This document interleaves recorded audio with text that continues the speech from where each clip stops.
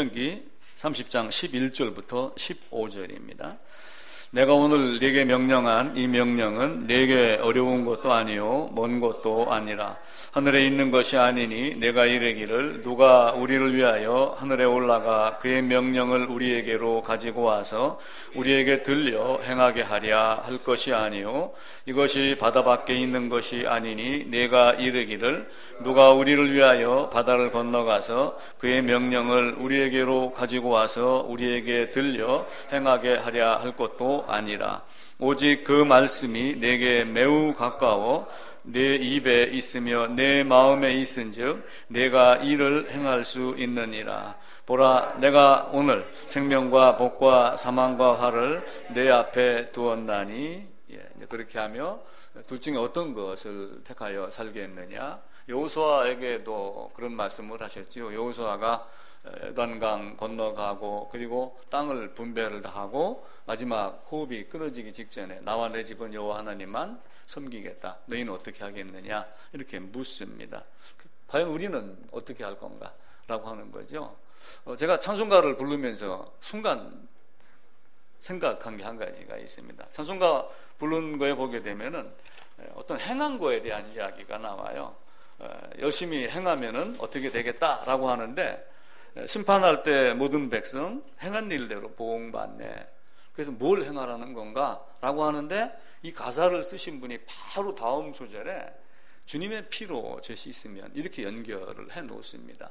그래서 자기 눈에 보이는 대로 행함이 세상적인 행함으로 보는 사람이 있고 이 행함이 주님과 함께 동행하며 그 피에 담기는 행함으로 보는 사람도 있습니다. 그래서 우리의 지혜가 어디에 있는가를 성경을 통해서 잘 깨닫기를 부탁을 드립니다. 출애굽기 12장 1절 2절도 본문에 속하는데 지난주에 한번 읽었기 때문에 건너뛰고 신명기 30장을 읽으며 지난주와 마찬가지로 주제 제목을 6월절이 신앙의 시작이다라고 하는 두 번째로 말씀을 드리겠습니다. 그러면서 제가 지난주에 6월절을 말씀을 드리면 넘어간다 이렇게 말씀을 드렸어요. 그러면서 제가 탱크를 하나 이렇게 그렸었죠. 탱크가 이렇게 밖으로 굴러가고 이렇게 포가 그래서 탱크가 이쪽으로 지금 전진을 하는데 여기에 지금 한 사람이 딱 서 있습니다. 그럼 어떻게 되겠는가? 반드시 깔려서 죽는다. 그런데 깔려 죽지 않은 방법이 한 가지가 있다고 그랬죠. 동욱이 뭔지 알겠어? 옆으로. 지난주 설교를 아직 안 봤기 때문에 옆으로 이렇게 되는 거예요. 내가 매주 보라고 그렇게 당부를 했는데도 불구하고 안 봤단 말이에요. 탱크가 이렇게 있으면 땅을 파고 이 속으로 들어가는 거예요. 여기서 숨고 탱크는 이렇게 지나가도록. 그렇게 하면 너무, 그럼 제 이론이지만, 탱크가 직접 닿지 않고 그걸 피하여 넘어갈 수 있는 것. 그게 6월절의 개념이다라고 하는 거죠. 그래서 오늘도 6월절을 다시 말씀을 드리고, 성경을 어떻게 보는 것이 좋을까라고 하는 것을 말씀을 드리도록 하겠습니다. 그래서 6월절 유래가 있죠. 6월절 유래는 어디서 시작이 된 거예요? 6월절 유래는 6월절에서 시작이 됐습니다. 근데 그 6월절이 430년간 종살이를 하고 홍해를 건너기 직전에 이미 죽은 자가 심판을 건너뛰어서 넘어선 것을 기념하는 것. 그래서 6월이 1, 2, 3, 4, 5, 6, 6월이 아니라 넘어갈 월이라고 해서 죽음을 넘어간다. 죽음을 피한다.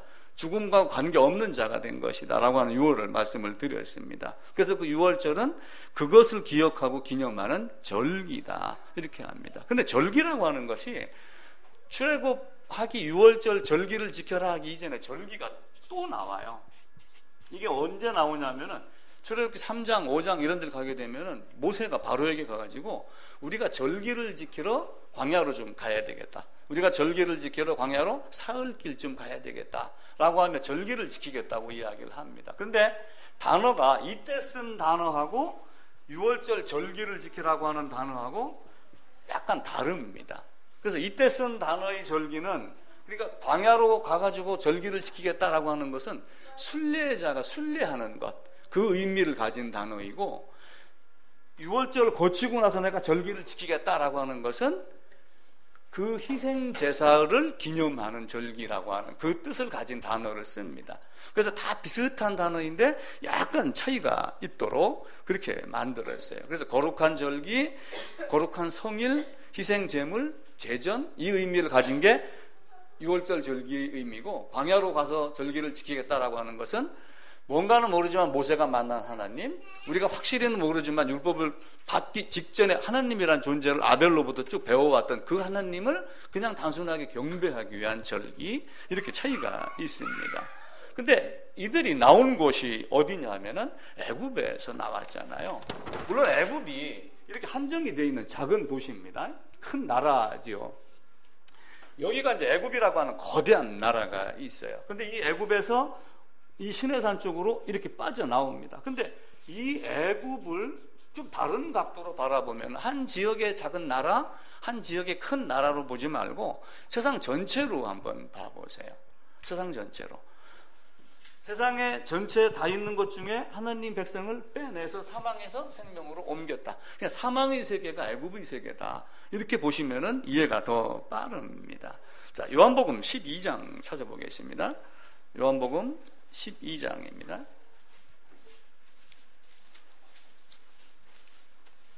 31절입니다.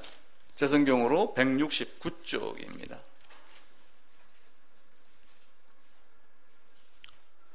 30절, 31절 제가 읽을게요. 예수께서 대답하여 이르시되 이 소리가 난 것은 나를 위한 것이 아니요 너희를 위한 것이다. 이제 이 세상에 대한 심판이 이르렀으니 이 세상의 임금이 쫓겨나리라. 그렇게 하며 애굽의 왕 바로를 무엇으로 나타냈냐면은 이 세상 임금입니다. 그러니까 이 세상 임금의 손아귀에서 빼내는 게 유월절의 의미가 되지요. 그 앞으로 가셔갖고 요한복음 8장 44절입니다.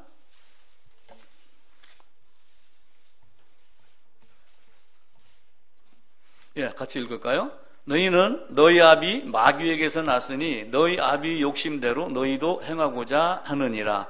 그는 처음부터 살인한 자요 진리가 그 속에 없으므로 진리에 서지 못하고 거짓말을 할 때마다 제 것으로 말하나니 이는 그가 거짓말쟁이요 거짓의 아비가 되었다.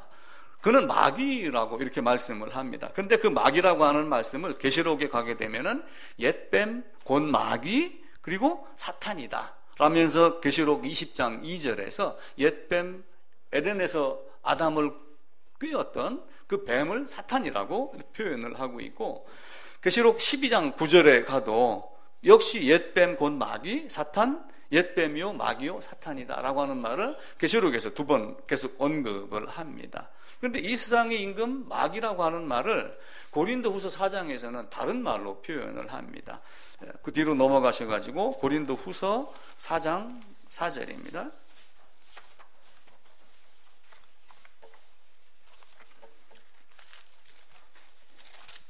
예, 제 성경으로 289쪽입니다. 4장 4절. 예, 그 중에 이 세상의 신이 믿지 아니하는 자들의 마음을 혼미하게 하여 그리스도의 영광의 복음의 광채가 미치지 못하게 하미니 그리스도는 하나님의 형상이니라. 그러면서 이 세상의 신이다 이렇게 또 말씀을 합니다. 그러니까 이 세상의 임금 마귀, 이 세상의 신 이렇게 말씀을 하고, 에베소서 2장 2절에 가면은 공중 권세 잡은 자라고 말을 합니다. 거기도 한번 찾아보겠습니다. 에베소서 2장 2절입니다.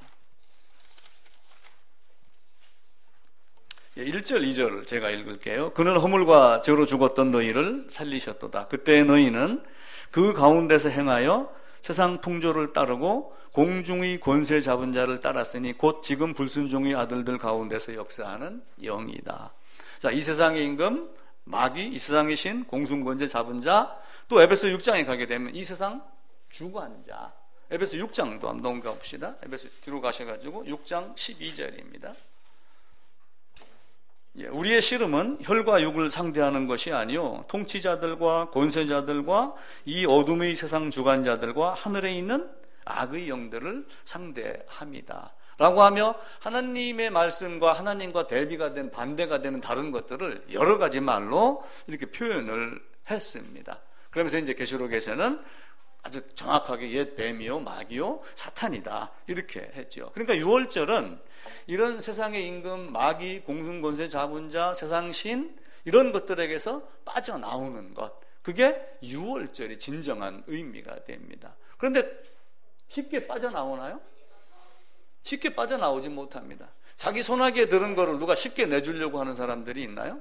없죠. 바로만 하더라도 이스라엘 백성이 가가지고 그쪽에서 한 일이 뭐예요? 성을 쌓고, 그죠? 벽돌을 굽고 수많은 일들을 했는데 그 노역군들을 쉽게 내주겠어요? 쉽게 내주지 않죠. 이 땅에 있는 사람들도 마찬가지입니다. 물론 이 땅에 있는 많은 사람들이 사탄을 위해서 일을 한다 이런 개념은 아니지만은 알게 모르게 하나님을 모르는 자들이 사실은 사탄의 역사에 동참하는 그런 결과가 일어나잖아요. 근데 그들을 쉽게 뺏기겠어요? 절대 뺏기지 않죠. 그것을 벗어나게 하는, 거기에서 벗어나게 하는 방법이 유월절이다라고 하죠. 그러니까 유월절을 어떻게 했어요? 유월절에는 죽음을 거쳐야지 빠져나옵니다. 자, 출애굽할 때의 모습을 가만히 봐보세요. 문설주 임방에다가 피를 바른다고 그랬어요. 근데 피를 바르지 않은 바로의 아들은 죽었어요, 안 죽었어요? 최고의 권력자입니다. 세상 최고의 권력자임에도 불구하고 그 아들을 지켰어요? 지키지 못했어요? 지키지 못했습니다. 그런데 노예로 살았던 이스라엘 백성은 죽음에서 벗어났어요? 벗어나지 않았어요? 벗어난 이유는 단지 피를 바른 것 하나 때문에 그래요. 그 피를 바른 것을 어디다가 발랐냐면은 집이 이렇게 있으면은 문이 이렇게 있죠. 문이 좌우 설주에서 기둥입니다. 이 기둥을 좌우 설주라고 이야기를 하고 있고, 또 하나는 인방에다 바른다고 그래요. 그러니까 인방이 이게 하인방, 이게 상인방 이렇게 돼요. 근데 인방이라는 말을 우리가 쉽게 쓰는 말로 이야기를 하면 문지방입니다. 혹시 문지방 밟지 말라 이런 소리 들어봤어요? 우리는 어려서 그 소리 많이 들었어요. 문지방 밟고 가다가 할아버지한테 걸리면 뒤지게 혼났어요. 재수없게 문지방 밟고 그런다. 왜 그랬는지는 모르겠어요. 근데 지금 가만히 생각하니까 이것하고 혹 연관이 있는 것 아닌가 이런 생각이 퍼뜩 들어갔어요. 그러니까 이렇게 해서 여기다가 피를 인방과 좌우 설주에다가 바르라 했으면은 아마 하인방에도 발랐지 않았을까 이런 생각이 들어가요. 근데 이제 만화책에 나오는 건 하인방은 거의 없습니다. 상인방에만 이렇게 피를 발랐죠. 그리고 이제 사람은 어디에 들어가 있어요? 이렇게 있으면은 요 안에 들어가 있으니까 몽둥이를 들고 칼을 들고 죽이러 가는 사람이 안에서 피를 보니까 뭘 본 거예요? 아, 이미 죽은 놈이네? 이렇게 보는 거예요. 단순하게 죽었다라고 하는 게 아니라 또 레위기를 보고 우리가 성막에 대한 공부를 했잖아요. 죄값으로 나의 죄를 넘기고 나를 넘겨서 내가 죽었기 때문에 죽은 자가 되니까 넘어가는 유월절이라고 하는 개념을 보는 거죠. 그래서 그 인방과 좌우설주에 피를 바르고 그 집 안에 한 발자국도 밖으로 나가지 말라. 언제까지? 아침까지. 밤의 진노가 끝날 때까지 나가지 말아라. 그래서 우리가 이 땅에 살면서 예수 안으로 들어가는 것이 얼마나 중요한 것인가 라고 하는 것을 살펴보는 겁니다. 그래서 이 피가 반드시 내가 죽었습니다 라고 하는 것, 이것을 나타내는 것이다. 근데 사람들은 예수님이 죽었기 때문에 이렇게만 이야기를 하지만 진짜 내가 죽었는가 라고 하는 것을 예수님과 겹쳐갖고 확인을 해봐야지 돼요. 그러니까 우리가 예수를 바라보는 것은 예수만 그저 바라보는 게 아니라 예수 안에 있는 나를 바라보며 예수를 바라보는 것이지, 그것이 아니면은 예수님을 바라보는 것이 안 됩니다. 그래서 이 날이 너희의 첫 달이 되게 해라. 자, 생일은 무슨 날이에요? 생일은 뱃속에서 빠져나온 날이 생일입니다. 애굽에서 빠져나간 날이 생일이에요. 그 생일을 기념하는 게 유월절입니다. 사망에서 생명으로 옮긴 것, 이미 죽은 자가 죽지 않고 넘어가는 것, 그리고 죄인에서 의인으로 거듭나는 것, 죄 없다함을 받은 죄 사함 받는 것, 이것을 내가 느끼고 감사하고, 그리고 이 사실을 누구에게 또 가르쳐야지 돼요? 이쪽에 가게 되면 또 자식 낳고 삽니까 안 삽니까? 여기서 태어나는 2세대들이 있어요. 2세대로는 시간적으로 이걸 겪지 못했지만 이들에게 이걸 가르치는 거예요. 계속해서. 그래서 내가 예수 안에서 죽어야지 온전한 믿음이 형성이 됩니다. 우리는 믿습니다라고 하는 것 가지고서 절대로 해결이 안 됩니다. 자, 유월절의 개념을 우리가 명확하게 이해를 하고, 그리고 왜 더 성경을 깊이 보야지 되는가라고 하는 것을 다른 사례를 몇 가지를 들어서 설명을 드리도록 하겠습니다. 강이나 바다에 가게 되면은 고깃배가 있어요. 고깃배가 있는데 100년 전에 고깃배입니다. 100년 전에 고깃배. 바다가 이렇게 있고 여기에 배가 이렇게 한쪽이 딱 떠 있습니다. 여기서 어부가 이렇게 해서 그물을 던지든 뭘 던지면은 이 바닷속에 있는 상황을 알아요, 몰라요? 100년 전의 사람 모릅니다. 그러니까 뭐가 생겼냐면 제주도 해녀가 생기는 거예요. 바닷속이 뭔지 모르니까 들어가서 보고 확인을 하는 겁니다. 그럼 우리의 성경을 보는 방법도 겉으로 보는 게 아니라 속으로 들어가서 보야지 돼요. 여기서 보는 거는 날씨하고 자기가 잡았던 경험 이런 걸 보고 몇 월 달에는 어느 지역에 가니까 고기가 잡히더라 라고 하는 감을 갖고 경험을 갖고 하는 것이지 실제의 사실을 갖고 하는 건 아니거든요. 그래서 이런 바다의 어선이 있고 또 하나는 바닷속에 들어가면 뭐가 있어요? 요즘 이 시대에는 잠수함이 이렇게 있어요. 잠수함은 이렇게 그립시다. 잠수함 프로펠러 이렇게 딱 잠수함이 쫙 나갑니다. 그럼 잠수함은 이 안에 있는 상황을 다 알아요, 몰라요? 다 압니다. 낚시꾼들은 뭘 집어 던지냐면 여기서 낚싯대를 이렇게 딱 던져갖고 여기다 찌가 하나 딱 있고 여기에 바늘이 이렇게 달려있으면 찌 움직이는 걸 보고 물고기가 입질하는가 안 하는가를 알아요.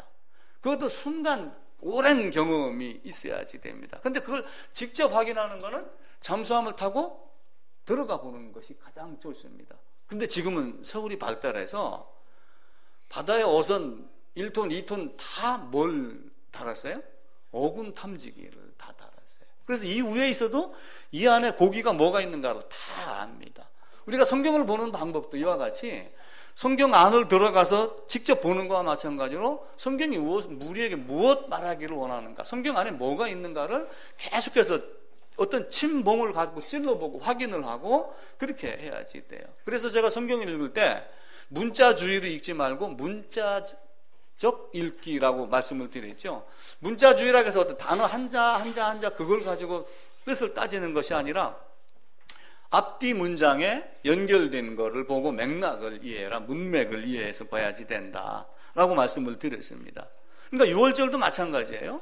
제가 아까 찬송가를 잠깐 보면서 내가 행한 일대로 받겠다라고 하는 그 행한 일이 무엇이지? 라고 했는데 다음 소절에 주의 피로 진노함을 라고 하는 걸 보면서 앞뒤 소절을 보면은 이게 무슨 의미로 행한 것을 이야기했겠는가 어느 정도 이제 감이 잡히겠죠. 근데 그건 안 된다면은 왜 성경은 행함으로 어렵다함을 얻을 자 없다라고 했는데 찬송가 가사는 왜 이렇게 했지? 이렇게 하면 또 오해가 생길 수도 있습니다. 자, 성경이 지난 수요일 날 우리가 무슨 공부를 했냐면 가인과 아벨에 대한 이야기를 했어요. 근데 가인의 제사는 받았어요, 안 받았어요? 아벨의 제사는 받았습니다. 왜 그렇게 했을까요?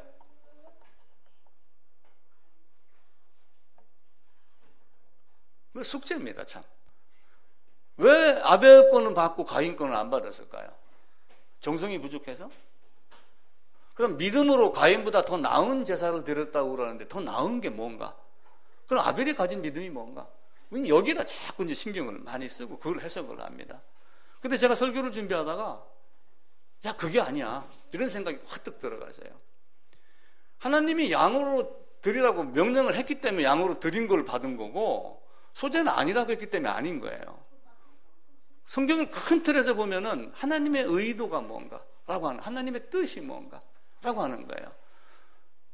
그걸 보면은 가죽옷이 양의 가죽옷이다. 그리고 저 뒤에 고린도전서로 가가지고 6월절 양 그리스도라고 하는 것으로 연결이 됩니다. 하나님이 정해놓은 방법대로 제사를 드린 것이 더 나은 제사지, 아벨이 하얀 도포 입고 몸 깨끗이 씻고 열심히 정성 들이고 한 것이 더 나은 제사가 아니란 말이에요. 그러니까 우리는 재물의 차이냐, 재물을 드리기 이전의 마음의 상태냐, 자꾸 여기를 지금 학자들이 논하고 있거든요. 근데 엄밀히 따지면은 하나님이 정한 대로 따랐고 하나님이 정한 대로 따르지 않았고, 이게 가인과 아벨의 제사의 차이가 됩니다. 그러니까 맥락을 읽고 문맥을 읽고 이렇게 하며 직접 잠수함과 같이 성경 안으로 들어가서 성경이 저자의 의도를 보는 거예요. 모세가 무슨 뜻으로 기록했을까? 그때 모세가 성경을 기록한 것은 모세의 뜻대로 기록을 했나요? 제1저자가 누구예요? 하나님. 그 제1저자이신 하나님의 의도가 뭔가를 우리가 성경에서 보면은 아, 그렇겠구나 라고 하는 것을 아는 겁니다. 왜 어선과 그리고 잠수함 얘기를 드리냐면은 더 깊은 곳으로 우리가 들어가서 직접 만진 바가 되고 본 바가 되고 들은 바가 되지 않으면은 성경이 어렵게 느껴지는 거예요. 자, 성경은 하나님이 언약을 했어요. 이제 아담하고도 언약을 한 거예요. 어떤 언약을 제일 먼저 했어요? 먹지 마라? 먹으면 죽는다. 언약을 한 거예요. 그럼 그것도 언약이죠. 그럼 그 언약에서 벗어나는, 언약을 어긴 거를 벗어나는 방법도 또 언약을 했어요. 어떤 재물을 어떤 방법으로 드려라. 그리고 어떻게 해서 넌 반드시 죽는다, 죽인다라고 하는 것을 나는 이루시는 하나님이 너는 반드시 죄값으로 이렇게 죽어야지 된다라고 하는 걸 가르쳤고 그에 따른 자가 죄값을 치르고 살아났죠. 근데 그것도 피의 제사라고 그러면 옛 언약 그렇게 이야기를 해요. 옛 언약. 옛 언약. 그리고 예수 그리스도가 오는 것은 새 언약이다. 그러니까 율법이 완성이 못했기 때문에 예수 그리스도가 온 것이 새 언약이 아니고 같은 피지만 짐승을 갖고 했던 것을 실제 하나님이 오셔서 성취한 것이 새 언약입니다. 예전에는 짐승으로 그래서 매년 제사를 드렸지만 이제는 다시는 죄를 위하여 제사 드릴 것이 없다라고 했던 마지막 제사가 새 언약입니다. 그럼 언약에도 또한 방법이 있는 거예요. 피의 제사를 드릴 때는 어떤 방법, 그리고 새 언약도 바울에 의하면 예수 그리스도 안으로 이렇게 말씀을 하죠. 그러니까 성경은 동양권과 서양권의 차이를 일단 이해를 하셔야지 돼요. 동양권과 서양은 차이가 어떤 차이가 있어요? 사람마다 다 다르지만은 계약 문화가 다릅니다. 우리는 무슨 일을 하다가 야 우리끼리 뭐 서류 작성해 놓고 하자 그러면 막 우리가 남이가 뭐 그런 거지. 이렇게 하다가 사고가 나면은 어떻게 해요? 더 왈가왈부하죠. 많은 거 한 개까지도 다 계약서를 작성하는 게 어디예요? 서구권 이 세계입니다. 제가 필리핀 가서 깜짝 놀랐어요. 새벽 시장을 가는데 영수증을 써주더라고요. 그래서 야 대단한 나라구나. 거기가 프랑스인가 어디에 그 지배를 한동안 받았어요. 몇백 년 동안. 그러면서 그 영향이 온 거예요. 그러면서 작은 것 하나까지도 영수증을 다 써주는 관례를 보고 역시 계약 문화는 우리가 철저하게 따라야지 되겠다. 성경이 철저하게 계약 문화입니다. 이 계약대로 따르지 않고 우리의 생각대로 인간의 지혜대로 따르면은 하나님께서 인정하지 않아요. 그래서 인정하지 않는 게 가인의 제사입니다. 가인의 제물이고 제물이 나빠서 그런 게 아니에요. 왜냐하면 소제도 제사의 종류에 들어갑니다. 수요일 날 다시 말씀을 드릴게요. 그래서 이렇게 깊이 들어가는 것, 여기는 높고 여기는 낮아요. 땅으로 본다면은, 그죠? 바닥으로 본다면 여기는 낮고 여기는 높습니다. 그래서 이런 학자들이 무슨 얘기를 하냐면 이것은 맥락으로 보긴 보는데 고맥락으로 본다. 이 밑에는 저맥락으로 본다. 맥락적 읽기를 하지만 고맥락, 저맥락이 있는 거예요. 그러니까 고맥락은 대충 이렇게 하는 거예요. 그거 알지? 이래 놓고 그리고 사고 나면은 네가 언제 그 말 했어?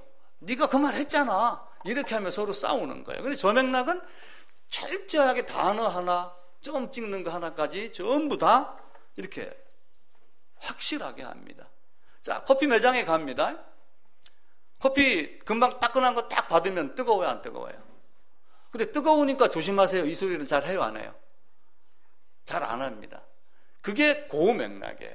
그러니까 뜨거운 건 너도 알고 나도 알으니까 네가 당연히 조심해야 되는 것 아니냐. 이게 고맥락이에요. 근데 애국에 가면은 반드시 이거는 뜨거운 거니 조심해야 됩니다. 이 말을 반드시 해준대요. 그게 저맥락입니다. 그럼 성경도 반드시 그렇게 이야기를 해요. 그냥 죄인이니까 믿으면 되겠네. 이렇게 하지만 믿는 방법이 뭔가를 고맥락으로도 이야기를 하고 저맥락으로도 이야기를 하는 거예요.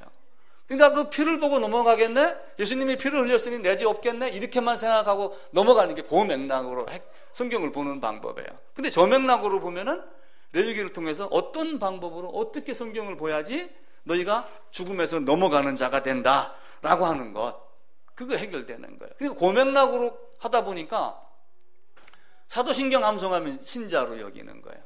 군대 가면 이제 지금은 안 그러는데 옛날에는 주일날 교회 갈 사역병 이렇게 뽑았어요. 내가 군대에 있을 때는. 그럼 이게 진짜 신자인지 아닌지 고참이 딱 가가지고 너 사도신경 암송해봐. 그러면은 전지를 참 좋았어. 그거 말고 그거 가지고 이제 진짜인지 가짜인지 구별해내는 거야. 너 저 빵 먹으려고 왔지. 부대에서 너 사역하기 싫으니까 여기 지금 이렇게 왔지. 이걸 가려내는 거예요. 그러니까 그런 정도로 고맥락 문화가 발달된 것은 그냥 주기도문 암송하고 나는 모태신앙입니다 이렇게 하면 대충 넘어가는 사회. 그런데 하나님은 철저히 그게 어떤 것인가를 가려줍니다. 그걸 가리려면 어떻게 해요? 그걸 가려내고 그걸 찾으려면은 만약에 땅에다 감추인 보화, 땅에다 감추인 보화를 여기 나눴습니다. 그럼 어디로 들어가요? 땅을 파야죠. 땅을 파는 게 저 맥락입니다.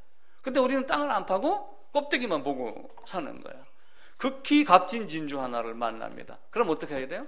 모든 걸 타파가지고 그걸 살려고 하는 게 저 맥락이에요. 한 드라크마를 잃어버렸습니다. 그럼 등불을 달고 찾기까지 열심히 집을 쓸고 이렇게 하지 않겠느냐? 이게 저 맥락 관점입니다. 그래서 저 맥락으로 성경을 보려면 우리가 이제 유월절에 대한 이야기를 하면서 왜 이 얘기를 드리냐면은 그 유월절이 교회당에 앉아있다고 유월절이 해결된 게 아니란 말이에요. 그래서 저 맥락으로 보려면은 육하원칙에 대해서 육하원칙을 갖고 보라. 그럼 육하원칙이 뭐예요? 언제 어디서 누가 무엇을 어떻게 왜 하는 이걸 갖고 성경에다 자기를 적용을 시키라는 거예요. 하나님 이걸 언제 말씀하셨지? 어디서 어떻게 말씀하셨지? 무엇 때문에 이 말씀을 하셨지? 무엇을 말씀하려고 하신 것인지? 왜 그렇게 하셨지? 이걸 철저하게 따져야지 됩니다. 그러니까 이걸 따지지 않고 전부 어떻게 해요? 고맥락으로 대충대충 나 교회 다녔잖아. 우리 아버지가 목사잖아. 뭐라고 그러면 우리 작은아버지도 목사입니다.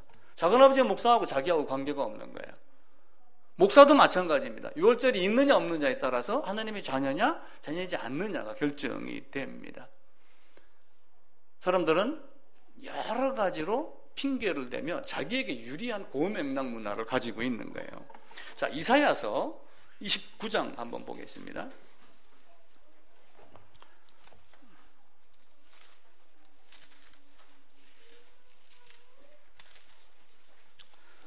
예, 9절부터 보겠습니다. 29장 9절입니다.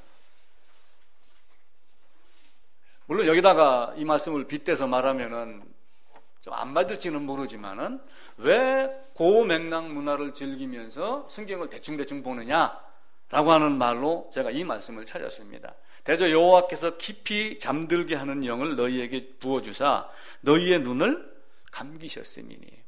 보이지 않게 하는 거예요. 보이는 자에게는 보이게 하고 보이지 않을 자에게는 보이지 않게 하는 게 하나님의 섭리입니다. 근데 그걸 덮었습니다. 그러니까 그걸 덮으니까 많은 사람들이 무슨 얘기를 하냐면 성경을 주고 이것을 한번 읽어봐라. 그러니까 이 성경책은 봉안책이 되라. 봉안책이 되어서 나는 읽을 수 없다. 이렇게 또한 핑계를 대는 거예요. 그래서 그 밑에 보게 되면 글을 읽을 줄 아는 자에게 읽으라. 그러면 어떻게 돼요? 나는 글을 모른다. 기타 등등. 나는 글을 몰라서 못 읽겠다. 나는 글을 알아도 봉안 말씀이 되기 때문에 나는 읽지 않겠다. 이렇게 하며 저맥락과 고맥락의 차이를 자기들 마음대로 조정을 합니다. 그래서 여러분들이 스스로 깨어 있어야지 돼요. 교회당과 목사 탓만하고 신앙생활을 하면은 반드시 문제가 생깁니다. 저는 가난한 성도를 아주 나쁜 사람들이다. 저는 그렇게 생각을 해요. 교회당이 나쁘고 목사가 이상한 짓들 많이 하고 썩었고 이러니까 나는 교회당을 떠나겠다. 가난한 성도다. 이렇게 하고 그러지만 바꿔 얘기하면 교회당과 목사 핑계를 대면서 자기 주관에 빠지는 거예요. 저는 그게 가난한 성도다. 그렇게 생각을 해요. 근데 내가 분명히 깨어있으면은 깨어있는 자로서의 할 역할이 또 있는 거예요. 그러면서 성경이 보이기도 하고 보이지 않지도 하고 그러는 겁니다. 신앙은 철저하게 유월절의 신앙이 시작이 되게 해야지 됩니다. 예를 들어서 WCC 동성애 이것 때문에 교회당이 싫으면은 그거는 신앙이 아니에요. 왜 거기가 싫어지는가라고 하는 게 복음과 연결이 되지 않으면은 그거는 단순하게 정치 논리밖에 안 되는 거예요. 그러면 올바른 신앙을 할 수가 없어요. 그래서 내가 진짜 유월절이 돼서 하나님의 자녀냐 아니냐를 먼저 여기서 결정해내지 않으면은 엄청난 재앙이 우리에게 옵니다. 그게 그렇게 닥친다면 어떤 결과가 오겠어요? 에이, 이 좋은 나라가, 이 좋은 세상에 미국하고 중국도 지금 화해도 하려고 그러는데, 근데 미국하고 중국하고 화해가 되나요? 화해가 안 됩니다. 미국하고 중국하고 90일 동안 무역전쟁 휴전한다고 며칠 전 신문에 나왔어요. 신문에 나왔는데 사설에 피할 수 없으니까 반드시 뭘 해요? 싸워서라도 해결을 해라. 그런 머리글이 있더라고요.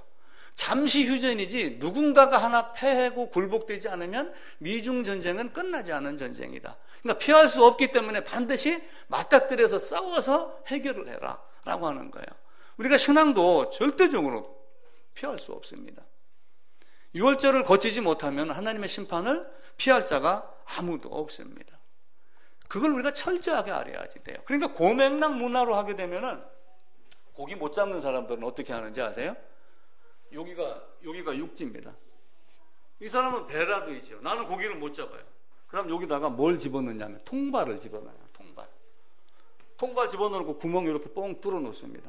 여기다 된장 풀어 놓고 줄 딱 매달아 놓고 난 여기서 낮잠 한숨 자고 10시간 지나고 나서 딱 지나가면 요 안에 고기가 바글바글해요. 대다수의 사람들이 통발에 걸려드는 종교 생활을 하고 있는 거예요. 그 된장 냄새에 취해가지고 전부 통발 안으로 들어가서 멋모르고 지금 냄비 안으로 들어가서 죽임당하는 사람들이 앞으로 엄청나게 발생을 할 겁니다. 정말 유월절이 여러분에게 어떻게 이루어졌는가? 그게 단순하게 유월절 예 제사하며 그것을 명확하게 정맥락답게 풀어낼 수 있어야지 됩니다. 왜 양식이 아닌 것을 위하여 은을 달아주며 이사야 선지자가 안타깝게 이야기를 하잖아요. 그러면서 너희는 내게 귀를 기울이고 내 말을 들어라. 그러면은 확실한 은혜, 다윗에게 언약한 은혜를 너에게 주겠다. 이렇게 말씀을 합니다. 그럼 다윗에게 언약한 은혜는 뭐예요? 아브라함, 이삭, 야곱 이렇게 하며 그 은혜의 줄기가 누구에게로 내려가요?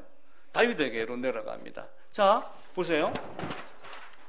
결국은 아담으로부터 시작이 됩니다.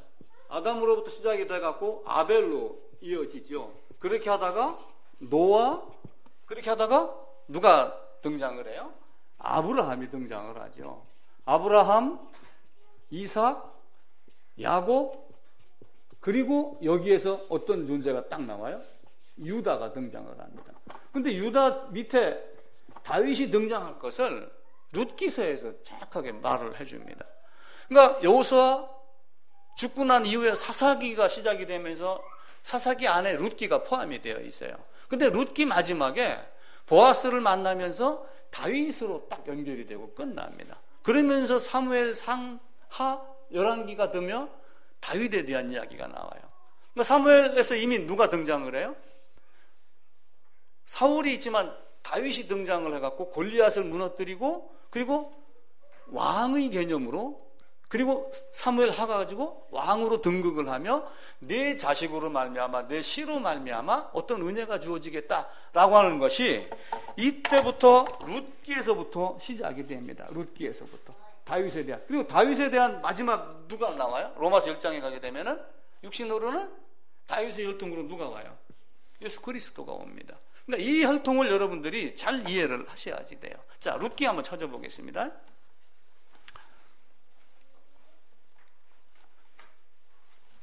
룻기 제일 마지막입니다. 4장 제 성경으로 407쪽입니다. 베레스의 계보는 이러하니라. 베레스는 헤스론을 낳고 헤스론은 람을 낳았고 람은 암미나답을 낳았고 암미나답은 나손을 낳았고 나손은 살몬을 낳았고 21절 22절 살문은 보아스를 낳았고 보아스는 오벳을 낳았고 오벳은 이새를 낳았고 이새는 다윗을 낳았더라 라고 하며 다윗의 후손으로 로마서 1장에 가게 되면은 다윗의 혈통으로 예수 그리스도가 왔다 이렇게 말하죠. 사무엘하로 가겠습니다. 사무엘하 7장입니다.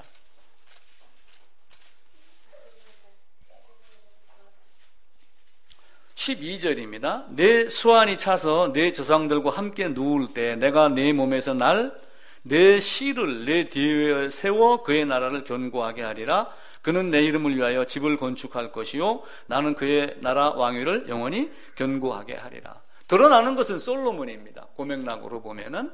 근데 저맥락으로 보면 누구예요? 다윗 왕조 예수 그리스도를 말씀을 합니다. 이 말을 미가서로 한번 가보겠습니다. 미가서 구약성경 저 뒤편으로 갑니다. 미가서 5장입니다. 1295쪽입니다. 제 성경으로.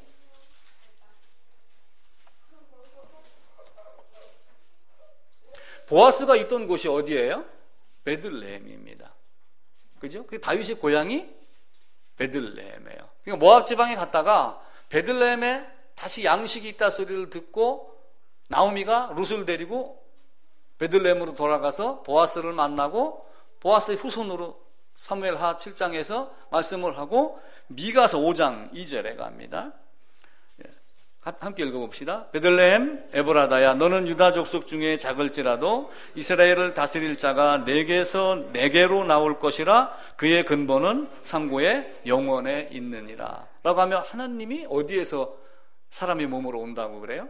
베들레헴에서 올 것을 말씀을 합니다. 그 내용이 이제 마태복음 2장에 가면은 베들레헴에서 아기가 나셨다라고 이렇게 말씀을 하고 있고, 로마서에서는 다윗의 후손으로 이렇게 말씀을 하죠. 자, 창세기 3장 15절에 가면은 여자의 후손에 대한 이야기가 나와요. 그럼 여자의 후손은 누구를 얘기를 할까요?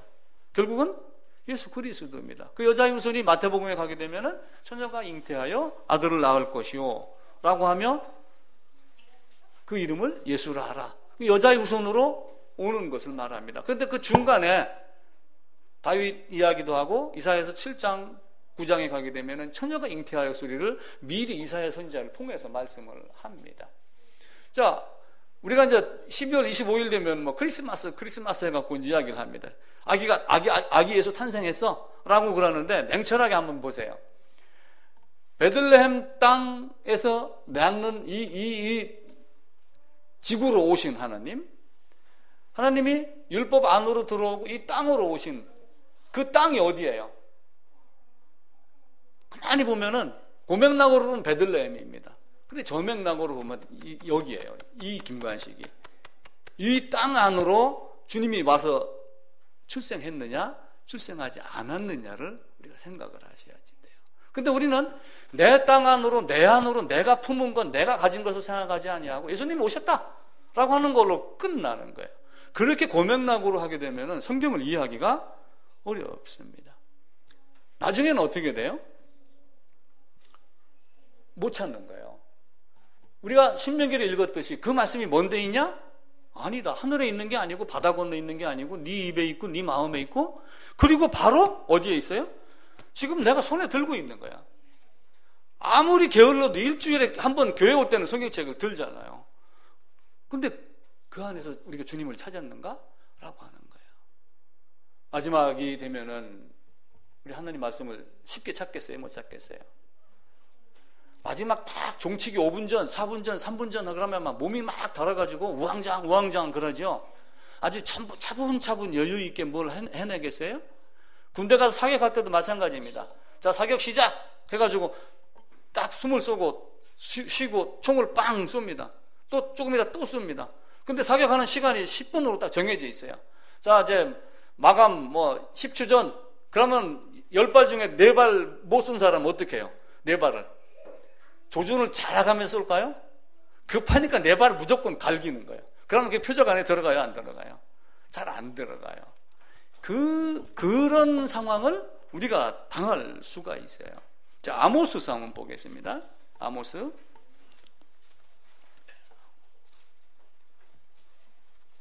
8장입니다. 아모스 8장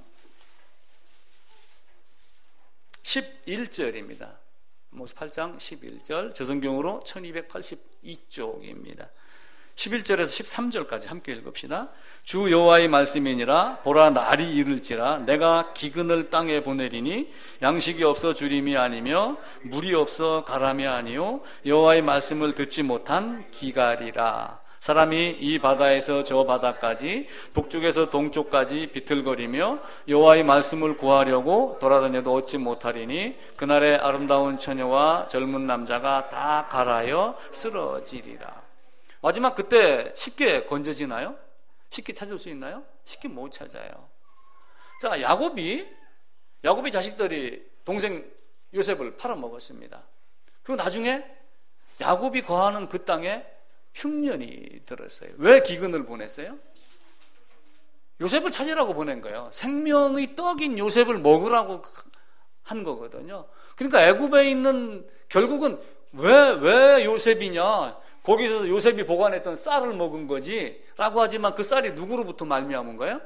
요셉 때문에 생긴 것이지 요셉이 없었으면 그 쌀이 생겨나 안 생겨요? 결국은 요셉을 먹기 위한 거예요. 마지막 순간에 목이 말라요? 그럼 목이 마르면 지금 사람들 어떻게 얘기를 해요? 삼다수, 평창수 뭐 이런 거 있잖아요. 그거 따진단 말이에요. 자, 출애굽해가지고 목이 말라서 반석을 쳤습니다. 물이 나왔어요. 그럼 그 물이 제주 삼다수 이런 건 얘기할 건가요? 성경에서 얘기하는 것은 그 맥락으로 보면 뭐예요? 그냥 목마를 때 먹는 물입니다. 근데 저 맥락으로 보면은 생수의 근원 하나님. 에레미야 2장 13절, 7장 13절에 있는 대로 생수의 근원인 나를 버리는데 그 생수의 근원을 먹게 하는 거예요. 그 예수님이 나중에는 어떻게 하셔요? 요한복음 4장에 가서 사마리아 우물가 여인에게 그 물 말고 이 물을 먹어라 이렇게 이야기를 하잖아요. 그래서 저 맥락과 그 맥락의 차이를 여러분들이 자꾸 이해를 하셔서 깊이 성경을 보야지 돼요. 제가 언젠가 이런 말 한번 드렸어요. 왜 우리가 고개가 이렇게 돌아가느냐? 왜 고개가 이렇게 돌아가요? 우리가 저쪽에 좋은 거 있으면 얼른 쳐다보라고, 저쪽에 못된 게 있으면 고개를 돌려서 바라보지 마라. 그래서 목이 돌아가는 거다. 제가 그렇게 이야기 한번 했어요. 눈이 왜 감겨요? 잠잘 때 덮고 자라고? 악한 게 있으면 보지 말아라. 그래서 눈이 감기는 거예요. 성경에 그 말씀을 합니다. 성경에서는. 내가 성경 어딘가 지금 갑자기 생각이 잘 안 나는데 시편인가 어디 보면 그 말씀이 나와요. 이사야서 한번 찾아봅시다. 이사야서 33장입니다. 이사야서 33장 15절입니다. 1006쪽입니다. 예, 같이 읽을까요? 오직 공의롭게 행하는 자, 정직히 말하는 자, 토색한 재물을 가증 여기는 자, 손을 흔들어 뇌물을 받지 아니하는 자, 귀를 막아 피 흘리려는 꾀를 듣지 아니하는 자, 눈을 감아 악을 보지 아니하는 자. 고개 돌리는 거 제가 만들었습니다. 그게 고개 돌리는 목적 중에, 돌아가는 이유 중에 또 하나입니다. 근데 우리는 잠수도 못하고 물 위에 떠 있으면서 어군탄지기도 안 갖고 있고, 그리고 낚시에 찌도 안 바라보고, 그렇게 하면 내 생각, 내 경험으로 성경을 보려고 하니까 문제가 생기는 거예요. 모든 사람에게는 오감이라는 것이 있어요. 오감이 뭐가 오감이죠? 눈으로 보고, 듣고, 냄새 맡고, 그리고 맛보고, 그리고 만져보고 하는 오감이 있어요. 그냥 감각기관을 통해서 어떤 거를 보고 듣고 정보를 받아들이는 것, 감각기관을 통해서 내한테 들어오는 것, 그것을 내 마음 안에 쌓는 게 뭐라고 그랬냐면은 오성이라고 해서 지식이란 말씀을 드렸죠. 지식. 그러니까 어떤 감각기관을 통해서 많은 정보가 들어오면은 오성기관이라고 하는 걸 통해서 지식으로 쌓여요. 근데 지식으로 쌓이는 것이 전부가 아니고 이 지식을 갖고 생각을 해요. 왜 이 지식이 나에게 어떤 유익이 있고 나에게 무엇을 가르쳐 주기 위한 것인가 라고 하는 것을 알게 해주는 게 뭐예요?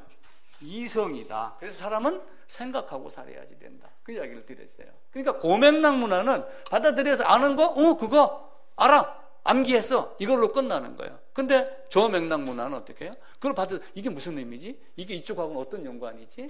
라고 하는 걸 계속 생각을 하는 거예요. 그래서 오성에서 머무는 게 아니라 이성까지 내려가야지 됩니다. 자칫 잘못하면은 바로에게 매여 있으면서 바로가 주는 고기. 자, 출애굽한 백성들을 한번 봐보세요. 6월절 거쳐갖고 홍해 건너서 갔습니다. 근데 뒤돌아보고 무슨 생각을 했어요? 바로가 먹여준 고기 덩어리, 그게 생각이 나는 거예요. 그게 완전히 버리지 못하는 것은 결국은 어떤 거예요?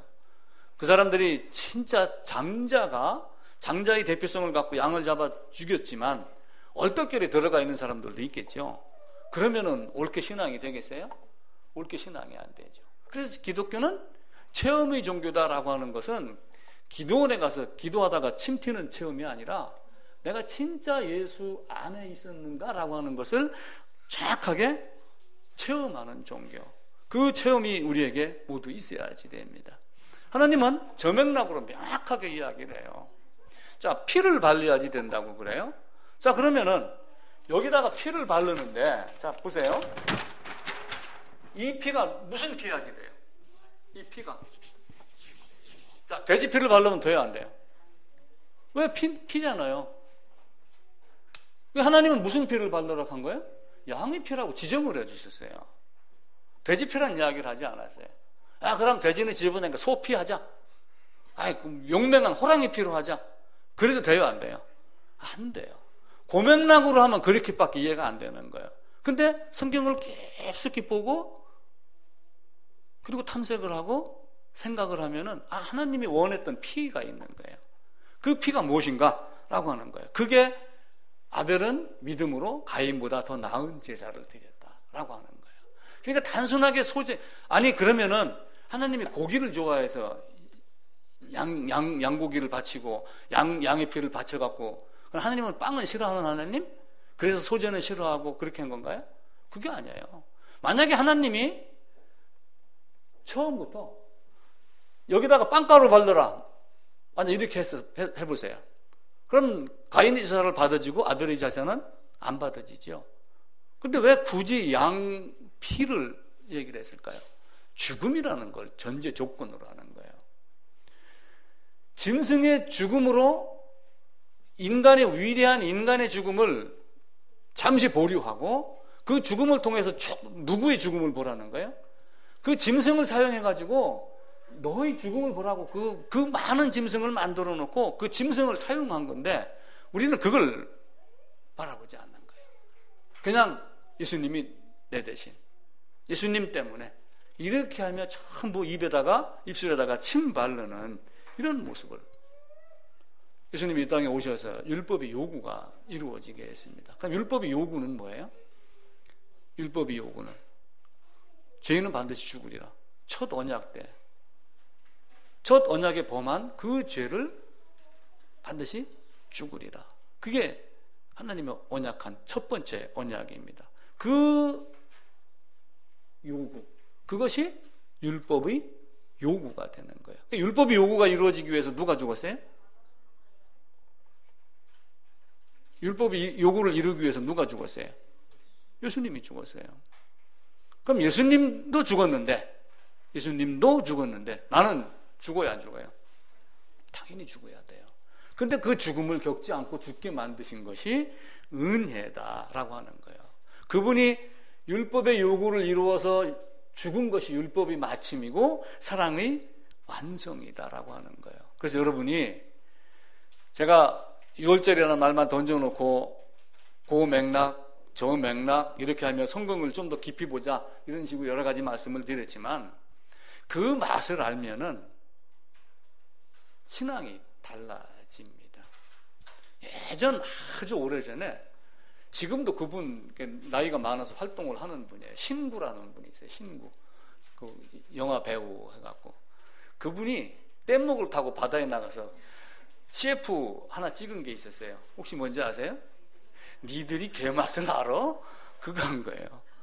근데 그 말을 여러분들이 해야지 돼요. 니들이 개맛을 알아? 그러니까 저 맥락으로 성경을 보고 딱 깨닫고 그 맥락으로 설치는 사람들에게 니들이 개맛을 알아?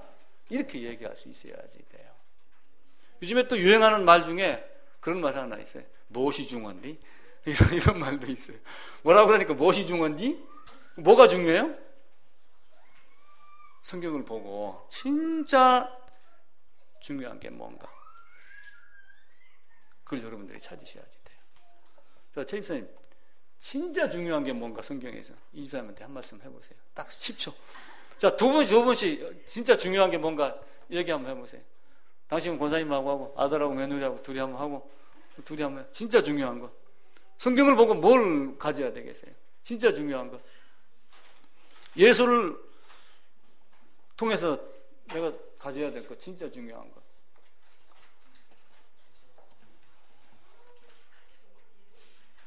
그것 한 가지를 갖는 거예요. 신앙은. 그렇게 되면은 나머지는 딸려와요. 근데 우리는 그걸 안 잡고 다른 걸로, 고맥락으로 자꾸 저 맥락을 이해한 것 같이 이렇게 덤벼드는 사람들이 있단 말이에요. 그래서 유월절도 단순하게 예수님이 그냥 문 인방에다가 피를 발랐다라고 하는 개념 그 이전에 어떤 의미로 유월절을 말씀하셨는가, 이걸 여러분들이 꼭 마음속에다가, 올해 이제 얼마 안 남았지만 내년에는 진짜 자꾸 찔러가지고 성경 안에 깊숙이 들어가 있는 그 저맥락으로 성경을 보는 것이 습관이 되어야지 됩니다. 그렇게 했으면은, 그게 되면은 다 이길 수가 있어요. 그 베트남에 가면 요즘에 그 박항서 감독이 아주 인기라고 하더라고요. 필리핀한테 계속 졌는데 이번에 뭐 이겼답니다. 그래가지고 필리핀 감독은 그 유럽에서 뛰던 아주 명장이랍니다. 근데 그 사람은 이제 이긴 거예요. 그리고 박항서 씨가 가면서 계속해서 맨날 꼴찌 하다가 지금 결승도 가고 막 이렇게 몇 번 했어요.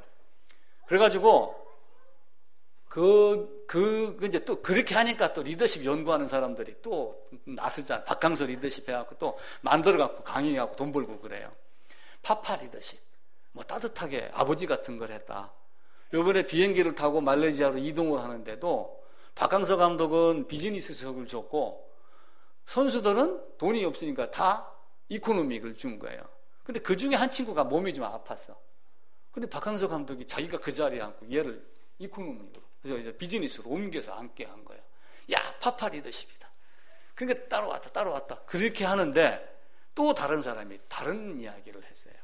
파파 리더십은 기본이고 박항서 감독이 엄격하게 했다는 거예요. 식당에 앉아갖고 이렇게 하는데 무슨 얘기를 하는데 의자로 당겨갖고 앉을 때 기릭 소리가 나잖아요. 그거는 바르지 못한 것이다. 그것까지 가르쳤대요. 그러니까 그 아이들이 그런 몸, 마음, 자세까지 바뀐 거예요. 그리고 예전에는 무조건 열심히 뛰어 그랬지만 너는 해야 될 일이 뭐고 각자에게 역할 부여를 철저하게 했대요. 그냥 파파 리더십이 아니에요. 분명하게 너는 이걸 해야 되고 저걸 해야 되고 어떤 방법으로 해야 되고 이걸 계속해서 가르쳐 준 거예요. 근데 성경도 마찬가지입니다. 예수님도 사랑 그러지만 그냥 사랑이 아니에요. 예수님만큼 냉정하신 분이 없어요. 지금은 우리가 모르지만 나중에 훗날 때가 되면은 피도 눈물도 없는 분이 하나님이라는 것을 반드시 압니다. 그래서 앞으로 계속해서 저 맥락으로 여러분들이 성경을 보시고 깊이, 그리고 반드시 6월절 생일을 기념하는 그런 것들이 있어요. 그리고 신학자들도 그 유명한 교부들이나 이런 사람들 글을 보잖아요. 그러면은 내가 몇 년, 몇 월, 며칠, 몇 시경 난 이런 경험을 했다, 이렇게 이야기를 하는 사람들도 있어요. 이제 구원파가 가가지고 나는 언제 며칠 날 구원받았어 이렇게 하니까 이제 헷갈리는 사람들은 그게 싫다 지금 이렇게 이야기를 하지만, 유명한 학자들이나 교부들이나 이렇게 보게 되면은 나는 언제쯤 몇 년, 몇 월, 몇 시쯤에 뭘 하는데 이렇게 했다라고 하는 그런 글들을 쓴 사람들이 많습니다. 파스칼도 그렇게 했어요. 그래가지고 그 순간을 공책에다 다 기록을 해가지고 옷 양복 안쪽에다가 집어넣어놓고 그걸 헝겊을 대고 꼬맸어요. 죽기까지 안 보여준 거예요. 죽고 나서 그게 드러났대요. 자기에게 그런 날들이 여러분 모두에게 있어야지 됩니다. 그게 진짜 6월절이 됩니다. 마치겠습니다.